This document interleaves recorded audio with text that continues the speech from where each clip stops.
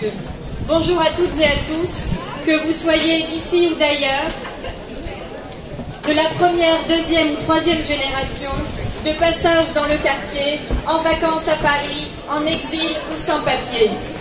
Depuis 15 ans maintenant, la petite Istanbul est une bulle d'utopie qui porte en elle des idéaux de solidarité, d'égalité et d'antiracisme. Toute l'année et le temps de cet après-midi, dans cet espace interculturel, notre objectif est de renforcer le lien social avec tous les partenaires de l'Assemblée citoyenne des originaires de Turquie. Et inlassablement, depuis 40 ans, nous nous battons pour l'égalité des droits entre toutes et tous. Alors oui, aujourd'hui, nous nous retrouvons au lendemain d'une élection européenne dont nous savions qu'elle serait difficile pour la construction d'une Europe sociale et écologiste, tant la montée de l'extrême droite partout en Europe était très préoccupante. Avant cette élection, nous savions toutes et tous que nous aurions plus que 3 ans pour tenter de faire de la pédagogie, pour occuper le terrain, pour lutter, pour ne jamais laisser l'extrême droite accéder au pouvoir en France. Ça, c'était avant que le président de la République décide de manière irresponsable de nous jeter toutes et tous en pâture dans la gueule du loup, ou de la louve, devrais-je dire, celle de l'extrême droite qui est maintenant aux portes de Matignon. Dans 15 jours, le risque de voir Marine Le Pen ou son sbire, Premier ministre, n'est plus une dystopie. Cela peut être une réalité. Je ne vais pas ici revenir sur les 20 dernières années qui ont permis, tranquillement, mais sûrement, la banalisation des discours racistes jusqu'au plus haut sommet de l'État.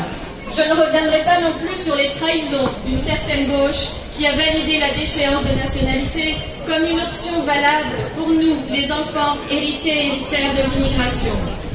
Je ne reviendrai pas non plus sur les politiques d'austérité qui ont accéléré la fracture sociale et la précarisation de la population.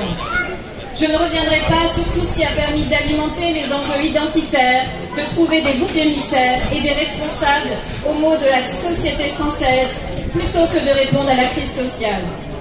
Je ne reviendrai pas sur tout cela car l'heure est grave et l'heure est à l'action.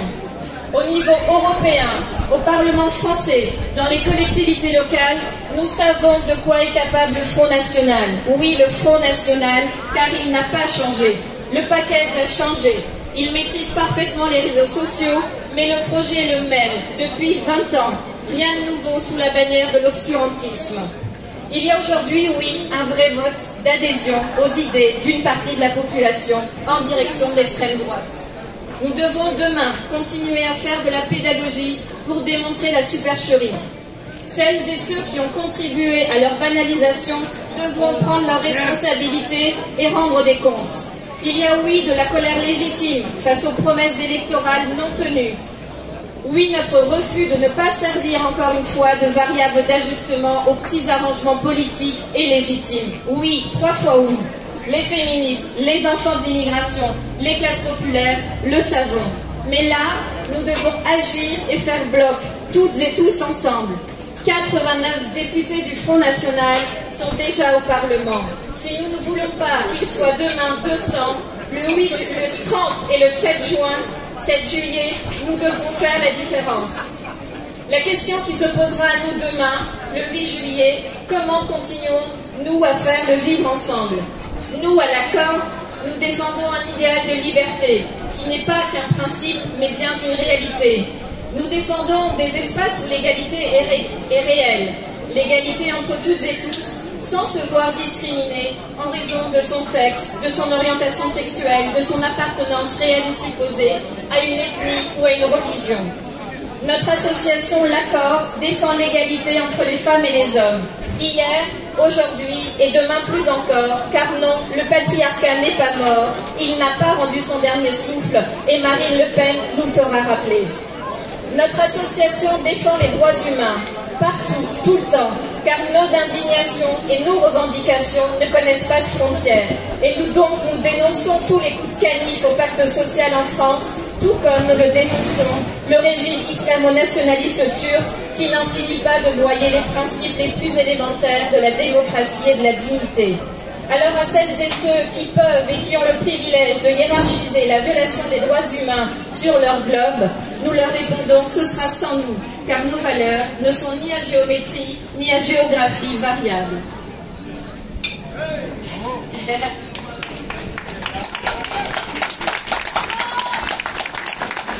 Si depuis de très nombreuses années déjà, les associations sont fragilisées par la diminution des subventions, sont parfois entravées dans leur liberté d'association, et bien demain, avec l'extrême droite au pouvoir, nous ne pourrons plus agir. Alors il n'y a qu'une seule solution, c'est la résistance. Ici sur le terrain, avec et aux côtés des populations, là-bas en solidarité avec toutes les camarades en lutte et massacrés, que ce soit en Palestine, en Hongrie, en Argentine, au Salvador. À l'accord, nous allons continuer à prendre part active dans le débat pour lutter contre toutes les formes de discrimination et de racisme. Ici, en Turquie et partout dans le monde, une pensée à toutes les amies et amis qui marcheront dans le cadre des mois des fiertés ce mois de juin et qui seront sans doute réprimés. Ici, nous promouvons une scène de l'égalité où se côtoient nos héritages et nos identités plurielles. Une scène où se côtoient des airs de musique et des peuples qui ont entamé le nécessaire travail de mémoire pour penser les traumatismes collectifs. Alors maintenant, place à la fête, à la résistance festive, et n'oubliez pas, le 30 juin et le 7 juillet, nous devrons prendre part à cette résistance. Je vous remercie.